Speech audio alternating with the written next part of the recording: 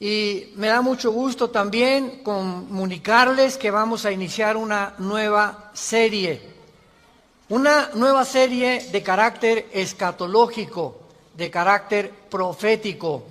Cuando hablamos de escatología, logos, conocimiento, escato, las cosas del más allá o las cosas del final de los tiempos.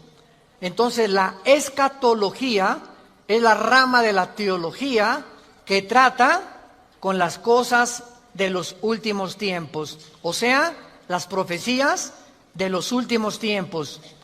Y así vamos a titular esta serie, Conociendo el fin de los tiempos. No cabe duda, damas y caballeros y santos de Dios, que estamos rodeados hoy, más que nunca, de un sinnúmero de eventos políticos, filosóficos, climatológicos, religiosos, amenazadores.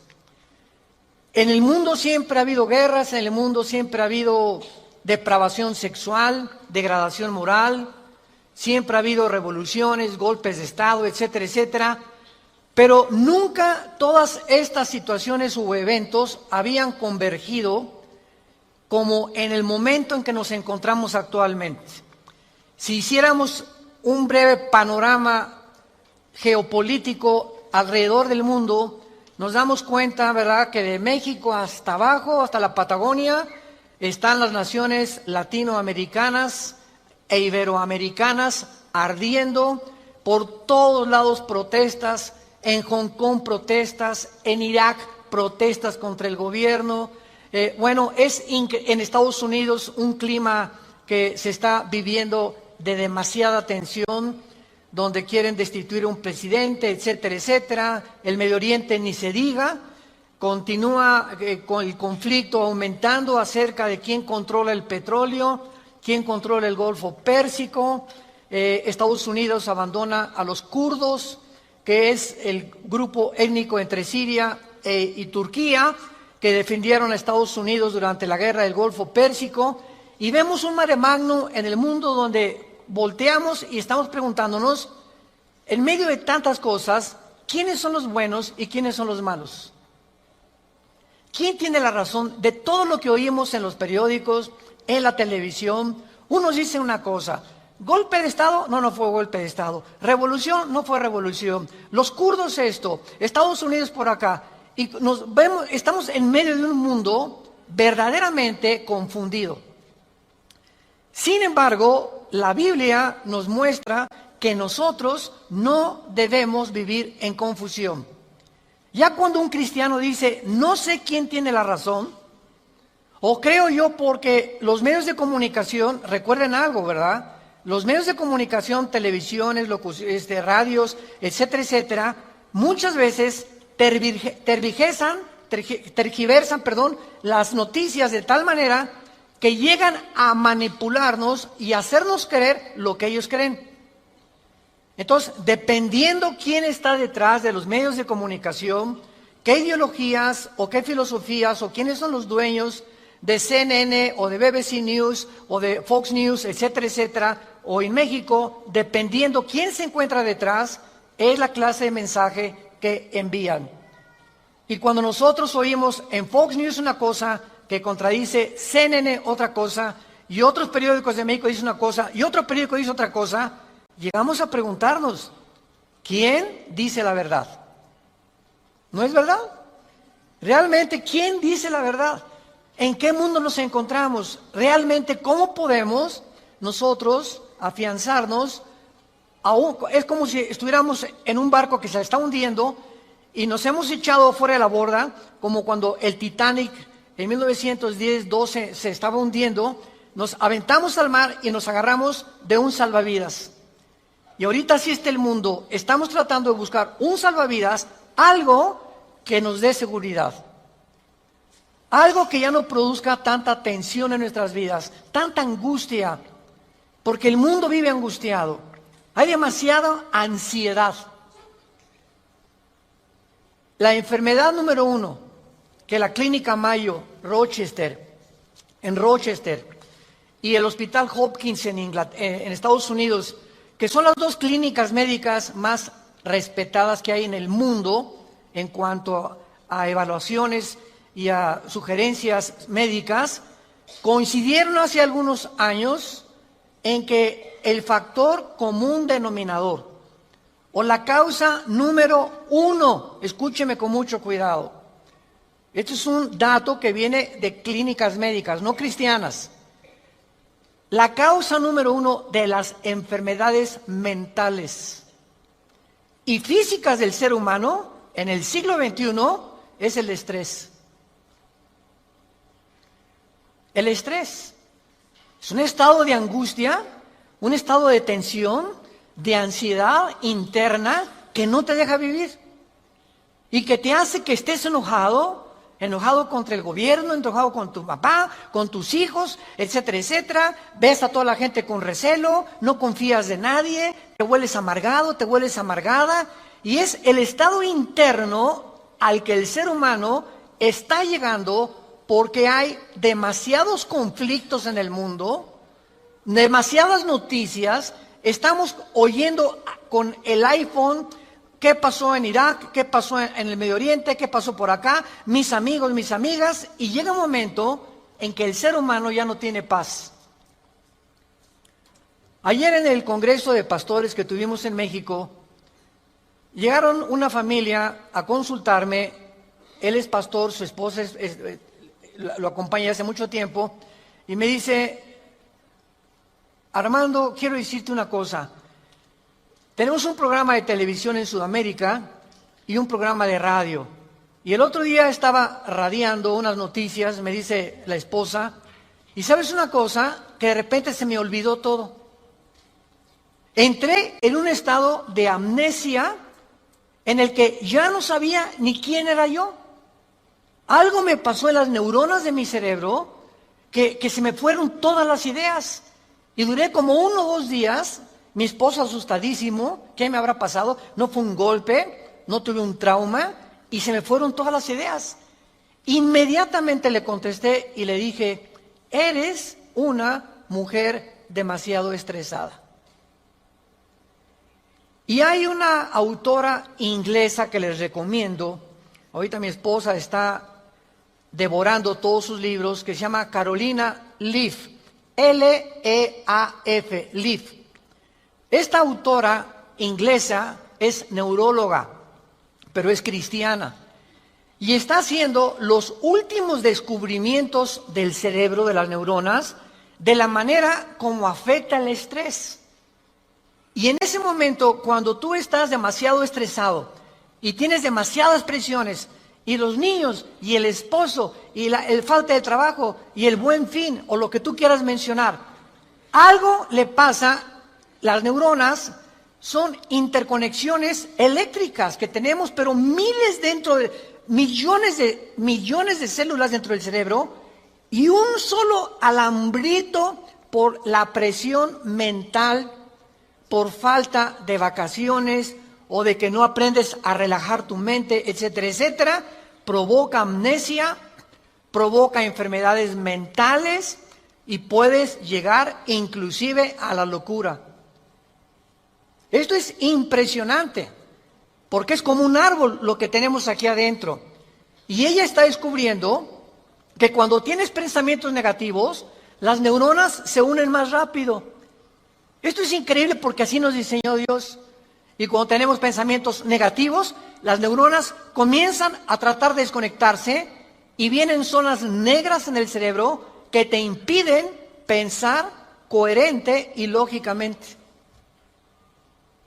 Qué interesante que Filipenses 4:8 diga en la Biblia, en esto pensar todo lo que es bueno, todo lo que es justo, todo lo que es buen hombre, ocupa tu mente pensando cosas positivas. Porque la gente que está continuamente pensando el mal, o qué mal hacer, o estar negando a Dios en su mente, algo afecta las neuronas del cerebro científicamente. Y cuando venimos a la Biblia, nos damos cuenta, ¿verdad?, que se están derrumbando todas las ideologías. El comunismo ya no es el comunismo, porque el comunismo que yo practiqué, por ejemplo, ustedes muchos saben que antes de que yo fuera cristiano, fui comunista, fui ateo. A los 12 años me decepcioné de la religión que nos inculcaron y llegué a negar a Dios. Las religiones son un engaño, todas quieren explotar a la gente. Estos eran mis pensamientos. Tenía el Che Guevara arriba de mi cuarto con un póster inmenso de él, y Marx y Engels y Lenin, etcétera, etcétera. Y para mí ese era mi mundo y era lo que yo creía era la respuesta, un sistema ideológico para poder cambiar la sociedad. Sin embargo, cuando descubrí, ¿verdad?, que este sistema era completamente contradictorio, como se demostró en 1990, que cayó el comunismo en Europa, cuando Mikhail Gorbachev confesó que era una ideología. Para que seas comunista, número 1, tienes que ser ateo. Escúchame con mucho cuidado. Número 2, tienes que ser darwiniano. O sea, tienes que creer que al morir no hay nada. Que vas a la tierra y que no hay Dios y ahí acabó. No hay otra vida, no hay mundo espiritual, no hay ninguna otra dimensión.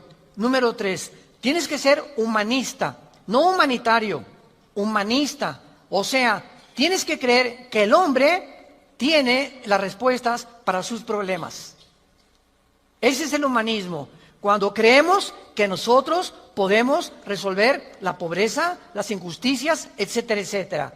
Que es la historia del fracaso de la Liga de las Naciones Unidas, la OTAN, la OEA, llámale como quieras. El hombre es incapaz de resolver los problemas que van más allá de nuestra capacidad para resolverlos. Ese es el humanismo.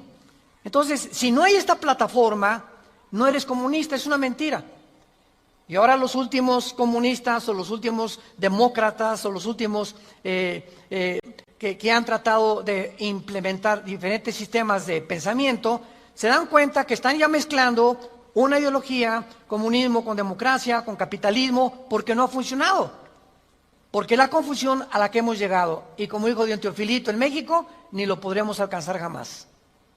Porque no hay ningún sistema de gobierno perfecto. Decía Winston Churchill, entre los sistemas de gobierno, el mejorcito es la democracia, pero no es perfecta tampoco. ¿Por qué? Porque somos seres humanos que necesitamos a Dios. Necesitamos a Dios. Necesitamos una guía, necesitamos un manual, necesitamos una luz. Y por eso el mundo está perdido completamente. Me decía el otro día un piloto que es vecino de la casa de ustedes, donde vivimos, de American Airlines, me decía: Armando, le digo, oye, cuando tú vas en el avión allá a 10,000 metros, 10 kilómetros arriba de la superficie de la Tierra, 33,000 pies, 35,000 pies, ¿cómo le haces para saber si no vas para acá o no vas para acá? O vas subiendo o vas bajando, porque la cabina del piloto es pues muy poquita, nada más ve lo que está enfrente. Me dice: Armando, sería imposible que nosotros piloteáramos sin instrumentos. Los instrumentos nos muestran claramente la dirección que vamos a llevar, a qué altura estamos, etcétera, etcétera. Sin instrumentos, un capitán de un barco en medio del océano no sabría cuál es el norte, el sur o a dónde irse si no tuviera una brújula. Y así nosotros no sabemos a dónde ir si no tenemos instrumentos, si no tenemos un mapa que nos ha dejado Dios, que se llama las Sagradas Escrituras. Y haríamos bien en estar atentos a este libro como una antorcha que alumbra en lugar oscuro, hasta que el lucero de la mañana salga en nuestros corazones. Vamos pues a abordar este tema y esta serie, porque ante todos los eventos que está el mundo atravesando actualmente, que amenazan nuestra tranquilidad, nuestra familia, nuestro futuro, provocan ansiedad, angustia. ¿Qué pasa si pierdo el trabajo? ¿Qué pasa si el peso pierde más valor ante el dólar? Si cae el petróleo, si viene un gobierno en México, o si viene una guerra nuclear. Todas estas cosas producen ansiedad, producen incertidumbre, producen intranquilidad. Y Dios no quiere que vivamos así. Dios quiere que en medio de este mundo tengamos una esperanza, tengamos una seguridad de que las cosas van a mejorar. Que lo mejor de nosotros está por delante. Y que aunque el mundo sea cubierto de tinieblas, en nosotros debe haber luz. Porque somos la familia de Dios. Que dio a su Hijo en una cruz hace 2000 años para que pudiéramos comprender el mensaje del Evangelio, de las buenas noticias, de la gracia de Dios en su Hijo Jesucristo. Podemos saber exactamente, y este es el tema que vamos a abordar en toda esta serie, podemos en la Biblia encontrar datos, información que nos digan en qué tiempo de la historia nos encontramos. ¿Podríamos realmente decir con seguridad nos encontramos a 10 años de que Cristo venga, o a 5 años de que Cristo venga, o nos encontramos al borde de un caos nuclear, o estamos en la orillita de la autodestrucción del ser humano? Esta información se encuentra en este libro, porque cuando comienzas a escudriñar este libro y nos comenzamos a ver que Dios nos comienza a despejar incógnitas y los velos negros que nos impiden ver hacia adelante comienzan a ser quitados por la luz del Espíritu de Dios, comenzamos a caminar con confianza en la vida. Si yo estoy en una cueva oscura, yo no sé si dar un paso por acá porque no veo, está tan oscuro que a lo mejor está ahí un murciélago o una roca o algo, pero si alguien me da una lámpara, ¿qué hace la lámpara? Inmediatamente me alumbra 4, 5, 10 metros hacia adelante. Y con esa lámpara puedo caminar con confianza porque voy viendo dónde voy pisando. ¿Correcto? Bueno, así es exactamente en el mundo espiritual. El mundo ahorita no tiene lámpara, están así. ¿Será melón? ¿Será sandía? ¿Será, ya sabes quién? Por aquí, por allá, ¿y para dónde? Esto, ¿tendrá razón ellos? ¿Tendrá razón estos? ¿Tendrá razón este gobernante? Por acá, y así está el mundo. Pero cuando tenemos la palabra profética más segura, vamos a comenzar a caminar con confianza y a darnos cuenta del Dios que nos dice, no temas. No temas, estoy contigo, nunca te dejaré, nunca te voy a abandonar. Estaré contigo todos los días hasta el fin del mundo. Y aunque se cierren los cielos aparentemente y la oscuridad, la tierra, esté cubierta de ella, mientras más oscuro, las estrellas se ven mejor.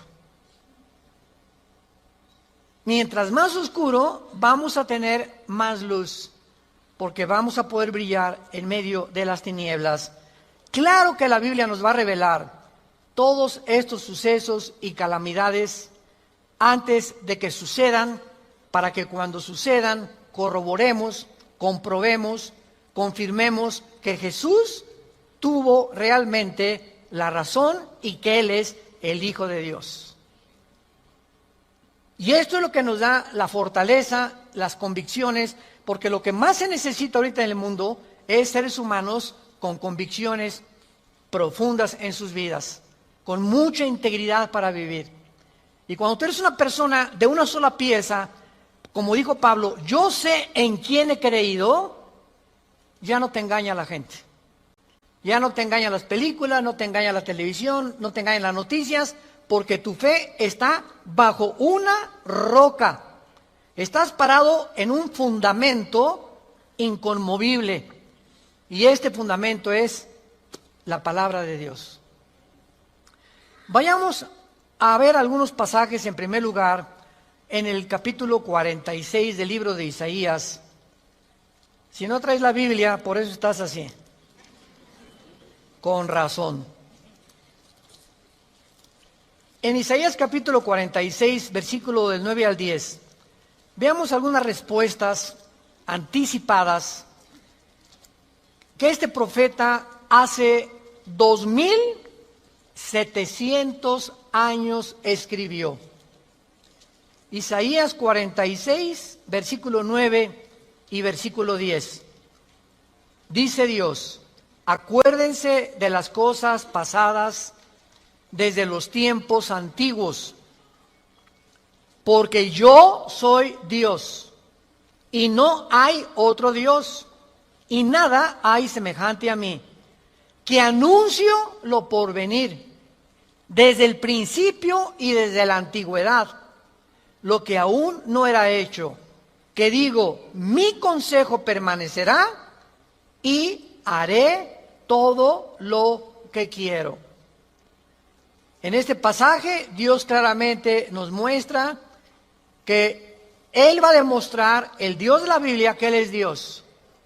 Y que todos los demás dioses, ¿verdad?, no son realmente más que ídolos, y aunque detrás de todo esto hay criaturas espirituales que se le llama dioses en la Biblia, Él es el Elohim de los Elohim. Él es el Dios de los dioses, Él es el rey de todos los demás súbditos que ocupan el universo. Y que Él nos va a anunciar lo que va a venir para que sepamos algo. Lo que Dios dice va a permanecer. Y va a hacer todo lo que Él ha dicho que va a hacer en la Biblia. Veamos otro pasaje en el Nuevo Testamento, en Primera de Juan. Antes del Apocalipsis está Primera de Juan, para que no andes por el Éxodo. En Primera de Juan, capítulo 4, versículos 5 al 6, el apóstol, el último de los apóstoles de Jesucristo, que murió a los 93, 92 años de edad, fue el último que murió de ellos, escribe, Primera de Juan 4, del 5 al 6, ellos son del mundo. Siga con cuidado esta lectura. Ellos son del mundo, por eso hablan del mundo. Y el mundo los oye. Nosotros somos de Dios. El que conoce a Dios nos oye. El que no es de Dios no nos oye. En esto conocemos el espíritu de verdad y el espíritu de error. Tú prendes el radio y dices, ¿qué quiero oír? La charrita del cuadrante. Bueno, porque eso es lo que quieres oír. Pero al mismo tiempo tu apartito de tu radio tiene ondas y tiene FM, tiene AM y tiene como 50 estaciones más que tú puedes oír. En el FM 91.3, 1440, etcétera, etcétera, ¿verdad? Pero tú sintonizas lo que tú quieres oír. El mundo espiritual que nos rodea, ahorita aquí cerca de nosotros, todas estas ondas radiales y de video y de televisión están pasando junto a nosotros, pero ese aparatito las capta, son invisibles. Y el hecho que no las veamos no implica que no existen, porque aquí están junto a nosotros. Pero ese aparatito lo prendo y capta esa onda que yo quiero, o hay otra banda más chica, o hay otra más grande, pero capta, repito, la estación que tú quieres bajar del mundo invisible. Y así pasa en el mundo espiritual. ¿A quién quieres oír? ¿A Buda? ¿A Marx? ¿A Che Guevara? ¿A Lenin? ¿A los brujos? ¿A los astrólogos? ¿A quién estás sintonizando en tu mente? Ellos son del mundo. Si tú eres del mundo, vas a oír a los líderes del mundo, a los religiosos, a los brujos, a los que te han prometido que tienen alguna verdad. Y por eso tu vida está como está. Pero si tú quieres sintonizar la frecuencia de Cristo, entona a Cristo en la Biblia. Entonces, por la forma y a quienes oímos, podemos confirmar si somos o no somos hijos de Dios. El que es de Dios, oye a Jesús.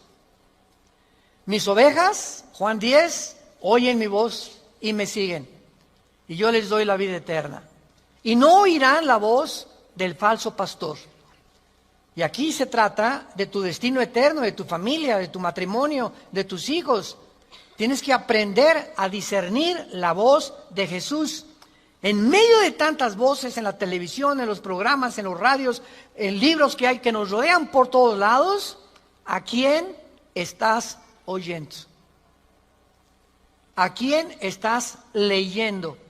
¿Qué tipo de lectura tienes?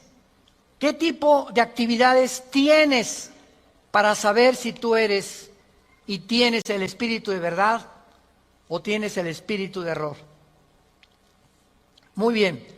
En la Biblia tenemos tres principales fuentes de información de las profecías bíblicas. Esto es bien importante.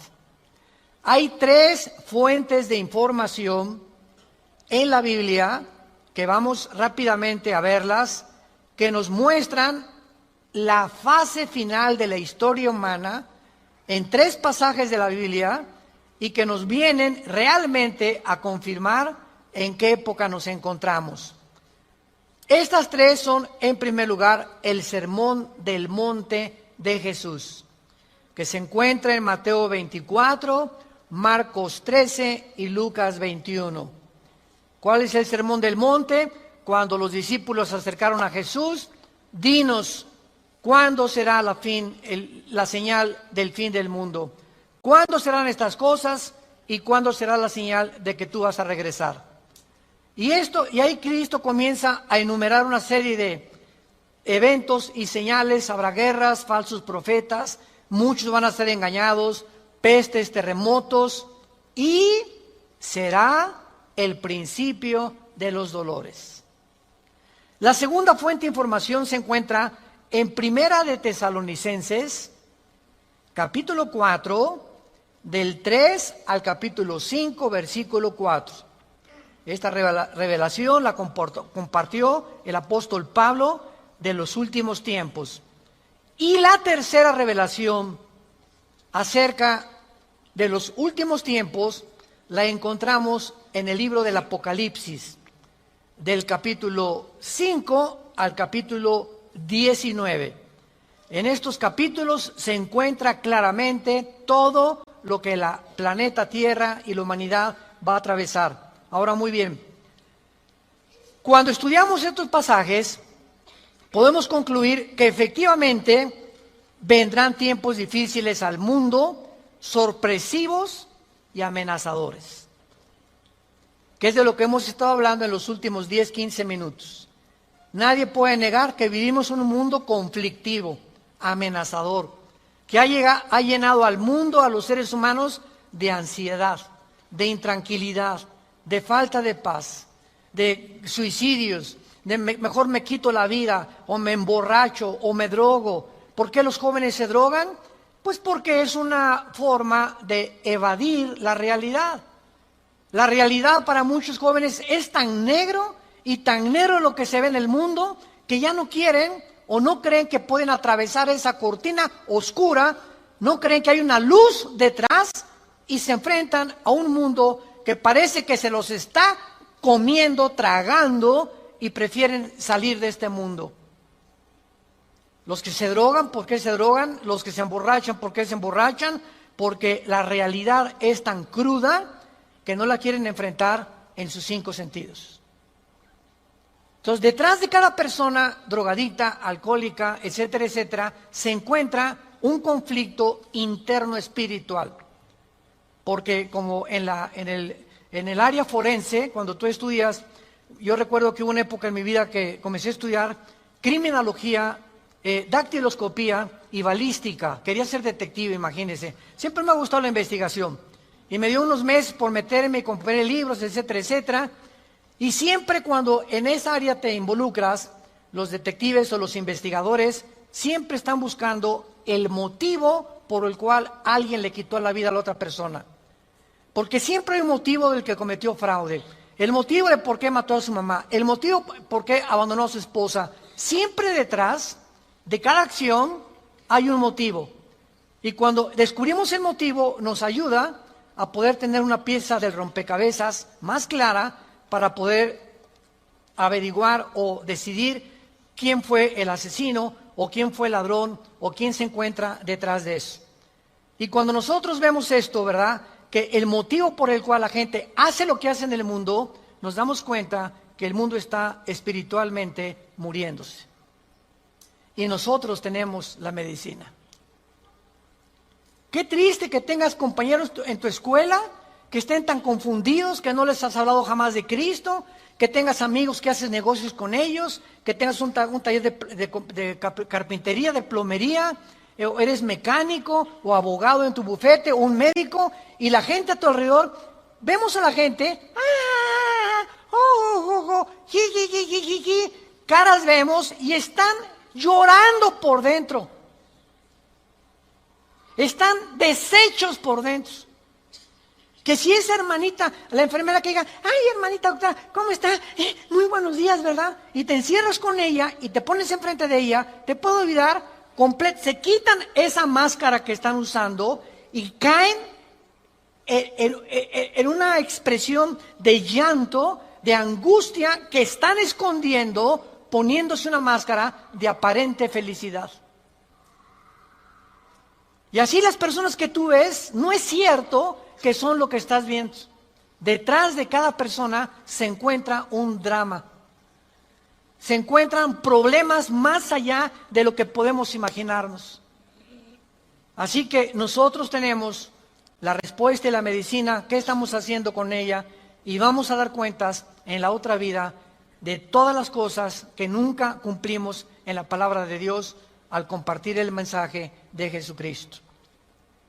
Ahora bien, vayamos a Mateo 24 y veamos rápidamente que del estudio de estos tres pasajes que acabamos de mencionar, el Sermón del Monte, Primera de Tesalonicenses 4 y el libro de Apocalipsis, podemos concluir, para poner el tapiz, el fundamento de nuestra serie que vamos a seguir desarrollando, que efectivamente estamos en el tiempo de eventos muy amenazadores, sorpresivos, y aunque nosotros los cristianos no querramos ver, ni vamos a estar, esto está garantizado, nosotros no nos vamos a encontrar en los acontecimientos del libro del Apocalipsis. La iglesia no va a encontrarse en los acontecimientos de Primera de Tesalonicenses 4, ni tampoco en el Sermón del Monte, más que en lo que les voy a mostrar ahorita. Y no vamos a ver nosotros el Armagedón. Creo que no vamos a conocer tampoco al Anticristo, pero hay algo que vamos a atravesar para que nos vayamos preparando y para que entendamos que para poder enfrentar lo que se viene, se necesita carácter. Carácter. ¿Qué es el carácter? Es la formación interna que el Espíritu Santo nos quiere dar, donde estableces fundamentos y convicciones inconmovibles en tu vida. He decidido hacer esto, lo haces. Puntualidad, responsabilidad. Una persona, un cristiano irresponsable, tiene mucho que trabajar con su carácter. Un cristiano que siempre llega tarde a todos lados, tiene que trabajar mucho con su carácter. Decía hace algunos años, cuando Henry Ford hizo el primer carro modelo T, 1904, corría como a 25 kilómetros por hora, su hijo Henry Ford II tomó la Ford Motor Company, la compañía de carros Ford en Estados Unidos, que fue la que más comenzó a vender carros a principios del siglo XX, y este hombre llegaba a la compañía de Ford y ponía al jefe de la planta, al jefe de la administración, al jefe de la supervisión, ponía a líderes en cada departamento. Y él llegaba cada 2 o 3 meses, y si ese líder no hacía que funcionara la planta que él le había dado, lo corría. Dice, un líder, decía Henry Ford II, es la persona que hace que las cosas sucedan. Y si tú estás al frente de una responsabilidad y no cambias la situación, o no cambias la manera de pensar de los hombres o de tus soldados que tienes bajo tu responsabilidad, tú no eres líder. Entonces, qué importante es que la Biblia dice que todos nosotros debemos ser líderes. Y si somos líderes, tenemos que hacer cambiar las cosas de alguna manera. Vas a hacer cambiar a tu amigo y vas a hacer cambiar a tu amiga y vas a hacer cambiar a tus amigos de la escuela, hasta a tus maestros vas a confrontar algún día. Discúlpeme, maestro, con el respeto que se merece, no venimos del chango. La evolución es una teoría que está completamente destituida desde que descubrieron el ADN en 1954. Por favor, actualícese más, maestro.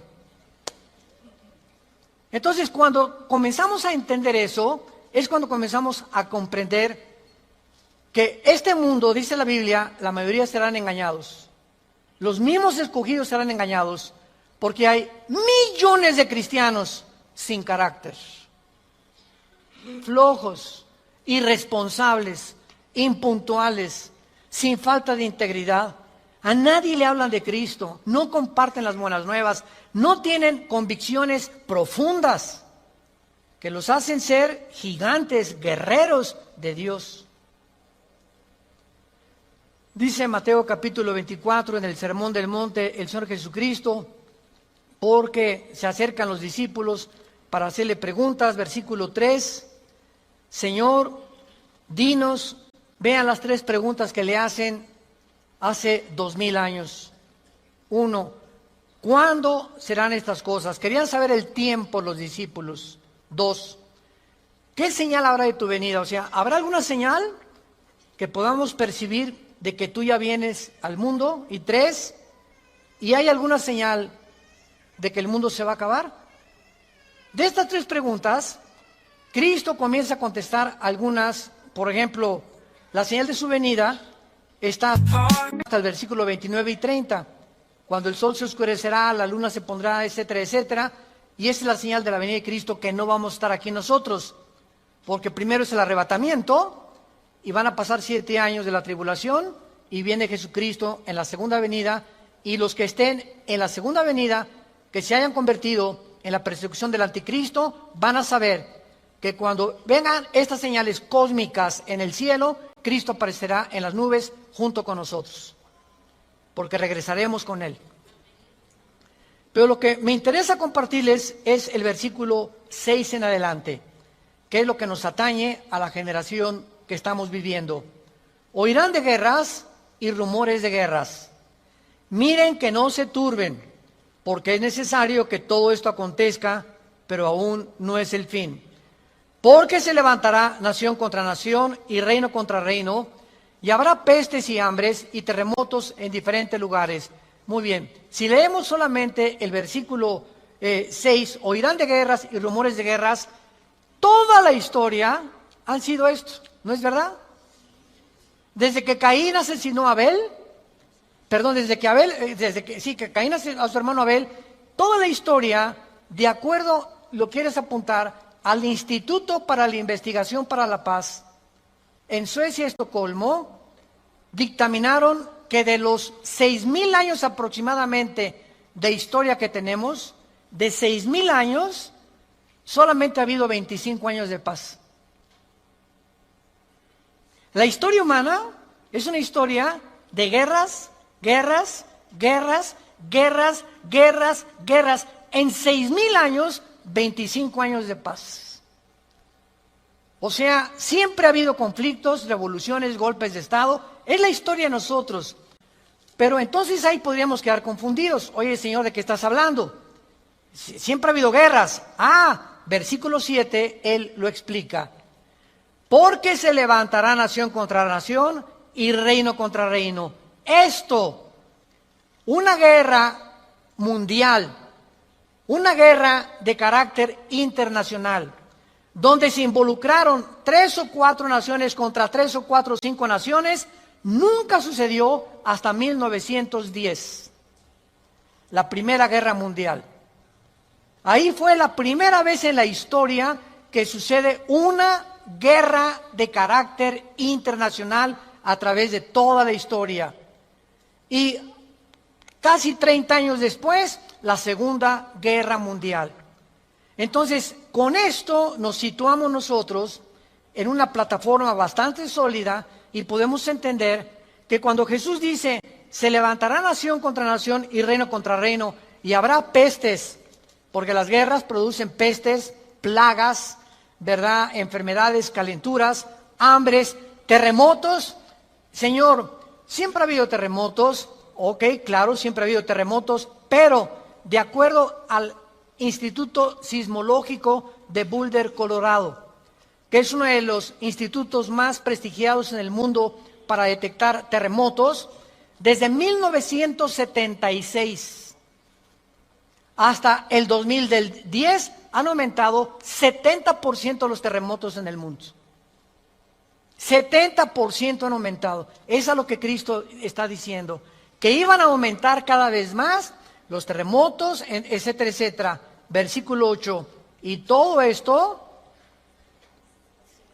aquí es donde nos encontramos ahorita, nos encontramos en el principio de los dolores.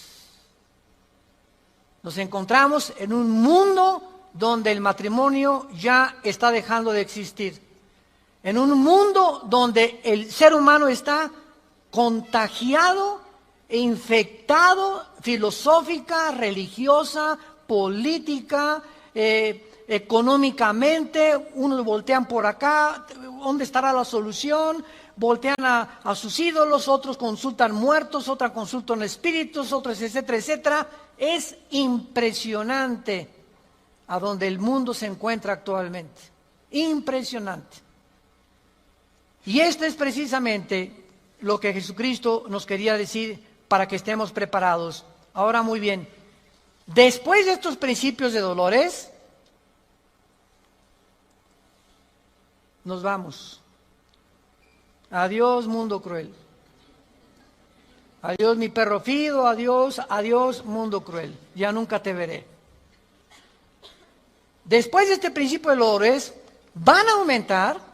Imaginémonos, van a aumentar las catástrofes en el mundo y los terremotos y las plagas y las pestes y la confusión, que va a estar el mundo en un estado tan grande de confusión que va a pavimentar el camino para que se levante un hombre en el Medio Oriente que la Biblia le llama la bestia. De todos los animales que el Espíritu Santo buscó, las hienas, los leopardos, los osos, los leones depredadores, no encontró el Espíritu Santo un hombre, un adjetivo para designar a este hombre, y por eso simplemente la Biblia le llama una bestia, un depredador, cruel, sanguinario, y su otro nombre es el anticristo. Todos los dictadores,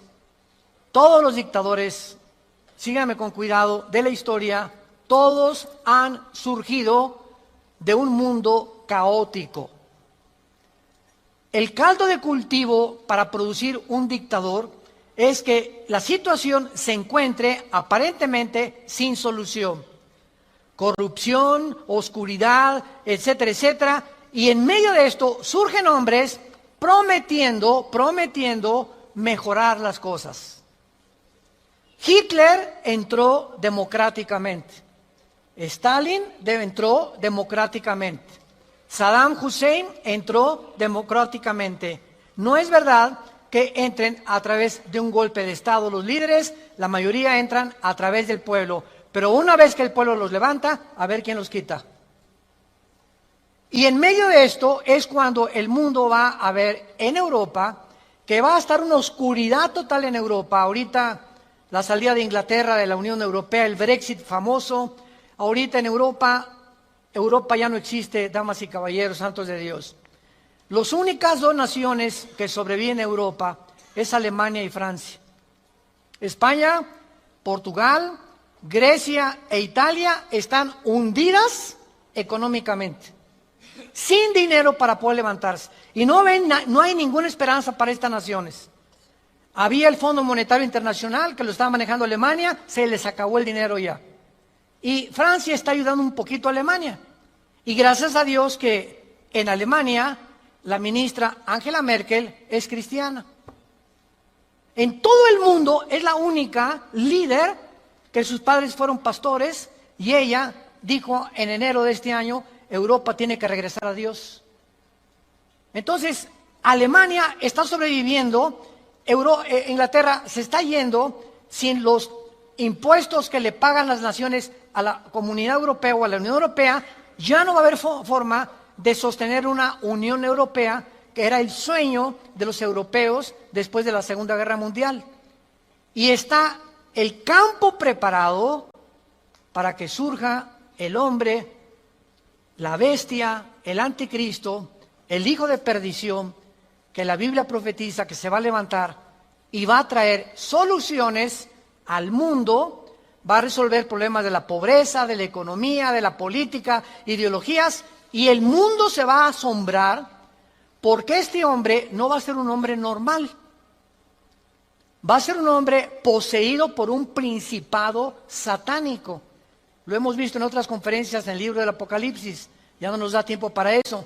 Pero va a ser un hombre que va a hacer milagros sobrenaturales. Y va a tener a un compadre que en Apocalipsis 13 se le llama el falso profeta. Que va a ser, fíjense, un líder religioso unido a un líder político. El líder político, el anticristo, va a usar a un líder religioso para que el líder religioso convenza al mundo de ponerse la marca el 666. Y cuando el líder religioso convenza al mundo y haga milagros, este líder religioso, el anticristo lo va a matar.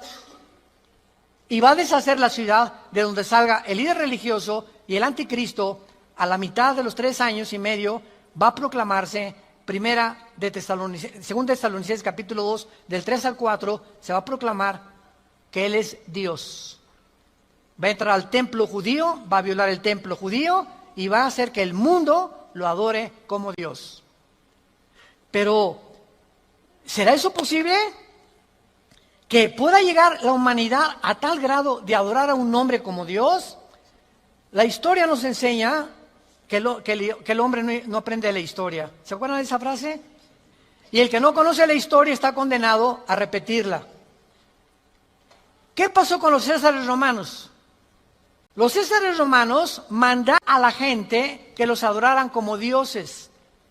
Y los césares romanos se erigieron como dioses.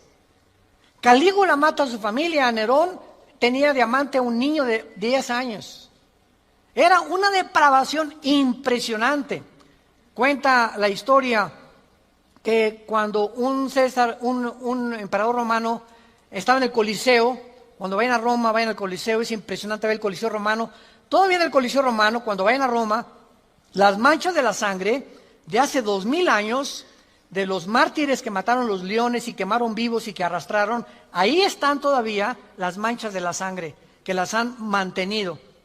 Bueno, pues cuenta la historia, ¿verdad?, que estaba el César en un coliseo, en el Coliseo romano, y entonces todo el mundo se tenía que hincar y decirle, salve César. Y un hombre se quedó parado, que aparece en Apocalipsis con el nombre de Antipas.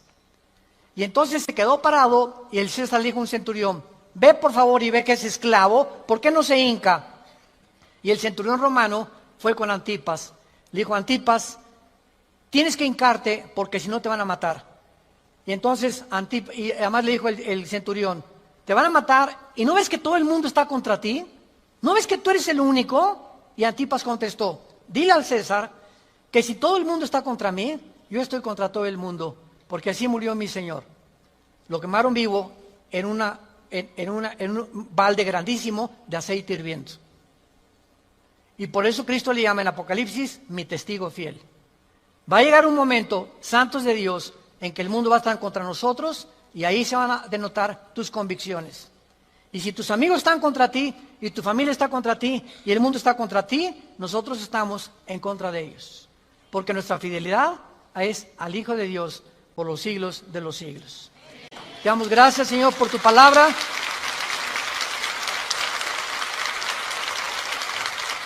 Bendito sea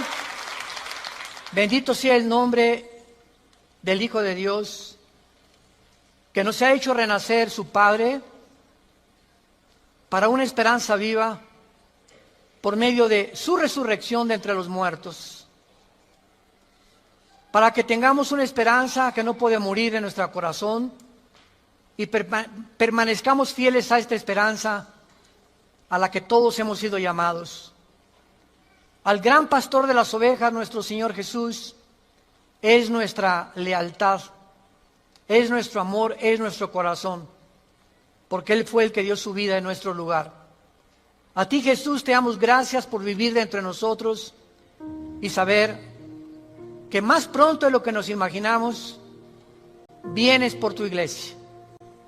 Vienes por aquellos que han sido fieles hasta la muerte, que han mantenido firmes sus convicciones en medio de un mundo confundido, donde estos hijos e hijas tuyas han permanecido inconmovibles en la fe, aferrados a la roca, a la palabra de vida, que es la que nos ha dado la vida eterna.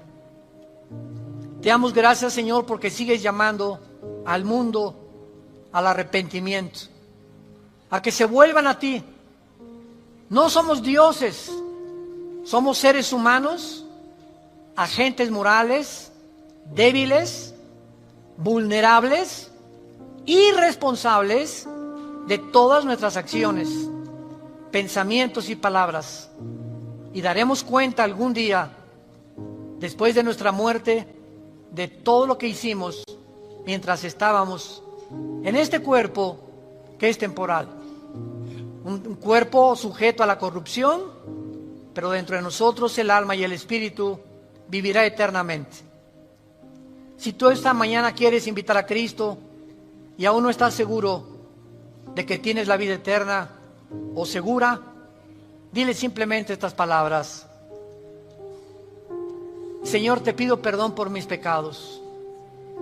Creo que en esa cruz pagaste por ellos con tu sangre y que a los 3 días resucitaste de los muertos. Y porque creo que vivo, te pido en este instante, Señor Jesús, que entres a mi vida como mi Señor y mi Salvador. Tendré el poder ahora, de la corta vida que me queda, vivirla para ti, conocerte, adorarte y morir en paz, al saber que mis pecados han sido perdonados y que me has amado hasta la muerte. Oramos en tu nombre, bendito Jesús. Amén.